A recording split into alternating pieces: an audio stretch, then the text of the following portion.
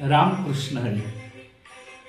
एकादशीच्या दिवशी झाल्या कैवल्याच्या राशी, वाचा पिकली पिकली हरिनामाची वरो झाली. विश्वसंत नामदेव महाराज आपल्या स्वतःच्या अनुभवातून हे शब्द प्रगट करतात, अनुभव प्रगट करतात. एकादशीचं आणि भगवंताच्या नामस्मरणाचं कीर्तनाचं महत्त्व जगाला समजून सांगतात, तेही आपल्या अनुभवातून. आणि त्याच अनुभवाचा, त्याच शब्द सुमनांचा आज आपण आपल्या वाचेने उच्चार करूया आणि कैवल्याच्या राशीचा अनुभव घेण्याचा प्रयत्न करूया. नामदेव महाराज म्हणतात, आम्हा कीर्तन कुळवाडी अनेक नाही उदिम जोडी, वाचा पिकली पिकली हरिनामाची वरो झाली. एकादशीच्या दिवशी झाल्या कैवल्याच्या राशी, वाचा पिकली पिकली हरिनामाची वरो झाली. संत म्हणती नाम याला, हरी नामाचा सुकाळ झाला, वाचा पिकली पिकली हरिनामाची वरो झाली.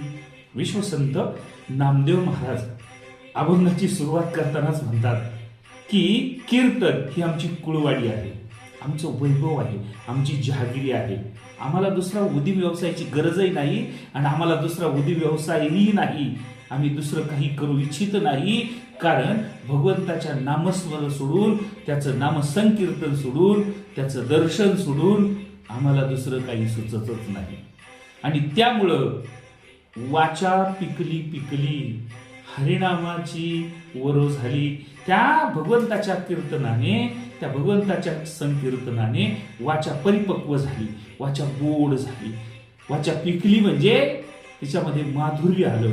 अशा प्रकारे परिपक्वता आल्यामुळे त्या हरिनामाचा आम्ही आनंद घेतो, त्या कुळवाडीचा आम्ही सरकार आहोत आणि आम्ही त्याचा आनंद घेत आहोत.